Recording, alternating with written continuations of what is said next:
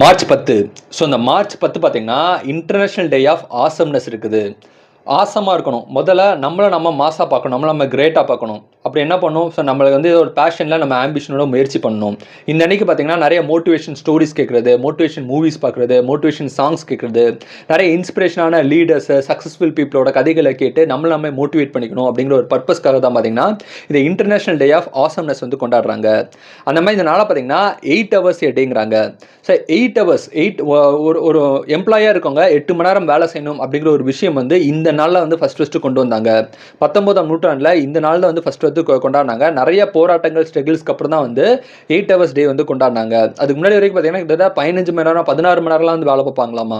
So employees எல்லாம் ஒன்று சேர்ந்து பெரிய போராட்டம் பண்ணி பெரிய புரட்சியை பண்ணி பார்த்தீங்கன்னா ஃபேமிலியோட டைம் ஸ்பெண்ட் பண்ணணும் அப்படிங்கிறதுக்காக வந்து போராட்டத்துக்கு அப்புறம் தான் இந்த 8 hours டேயை வந்து கொண்டு வந்திருக்காங்க. அந்த நாள் தான் வந்து இந்த நாள். அதேமாதிரி இந்த நாளை பார்த்தீங்கன்னா அலெக்சாண்டர் கிரஹாம்பிளோட அந்த டெலிஃபோன் ரிங் டேங்கிறாங்க. அலெக்சாண்டர் கிரஹாம்பிள் வந்து ஃபஸ்ட்டு டெலிஃபோன் கண்டுபிடிச்சதுக்கப்புறம் உலகத்தோட ஃபஸ்ட்டு கால் வந்து இன்றைக்கி தான் வந்து பண்ணாங்களா.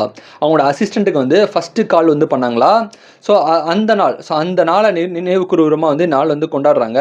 இதுக்கப்புறம் அந்த டெலிஃபோன் கண்டுபிடிச்சனால தான் அதுக்கப்புறம் செல்ஃபோன் வந்தது. இன்றைக்கி உலகமே செல்ஃபோன் மயமாக இருக்குது, டிஜிட்டல் மயமாக இருக்குது. இதுக்கெல்லாம் ஒரு மூலதனம் பார்த்தீங்கன்னா அலெக்சாண்டர் கிரஹாம்பிள் கண்டுபிடிச்ச அந்த டெலிஃபோன் தான். அதை ஃபஸ்ட்டு கால் பண்ண நாள் தான் இந்த நாள். ஸோ இது போக உங்களுக்கு வேற ஏதாவது டே தெரிஞ்சா கமெண்ட் பண்ணுங்க. இந்த நாள் இந்த உலகத்தில் யாரோ ஒருத்தருக்கு பிறந்தநாளாக இருக்கும்.